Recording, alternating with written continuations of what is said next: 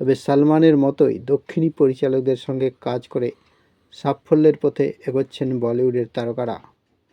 শাহরুখের জওয়ান কিংবা রণবীর কাপুরের অ্যানিমেলের মতো ছবির পর সলমানও এই ধারা বজায় রাখতে চাইছেন। তবে সলমান ও ঋত্বিকের এই নতুন বিজ্ঞাপন বলিউডে বাড়তি উত্তেজনা যোগ করবে, তাতে কোনো সন্দেহ নেই। My channel. প্রথমবার সলমানের সঙ্গে একই স্ক্রিনে ঋত্বিক।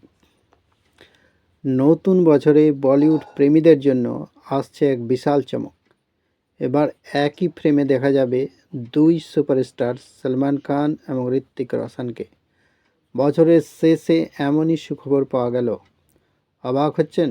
ভাবছেন কোন ছবিতে তাদের একসঙ্গে দেখা যাবে? চলেন সেটাই জেনে নেওয়া যাক। বলিউড সূত্রের খবর, পরিচালক আলী আব্বাস জাফর একটি অ্যাকশন প্যাকড বিজ্ঞাপন শ্যুট করতে চলেছেন, এখানে থাকবেন সলমান ও ঋত্বিক। মুম্বাইতে এই বিজ্ঞাপনের শুটিং হবে এবং এর বাজেট বলিউডের বড় বাজেটের সিনেমাকেও টেক্কা দিতে পারে। ফলে কোনো ছবিতে নয়, বরং একটি হাই বাজেটের বিজ্ঞাপনের জন্য এই দুজন জুটি বাঁধছেন। এই মুহূর্তে সলমান খান তার নতুন ছবি সিকান্দারের শুটিংয়ে ব্যস্ত। ছবিটি পরিচালনা করছেন AR মুরগাদোস। তবে শুটিংয়ের সময় ভাইজান রয়েছেন কড়া নিরাপত্তার মধ্যে, কারণ সম্প্রতি প্রাণনাশের হুমকি পেয়েছেন তিনি। তবু একটু ভয় না পেয়ে শুটিং চালিয়ে যাচ্ছেন সলমান। ছবিতে সত্যরাজকে দেখা যাবে ভিলেনের চরিত্রে। সেই ছবির গুরুত্বপূর্ণ ভূমিকায় থাকছেন সুনীল শেঠিও।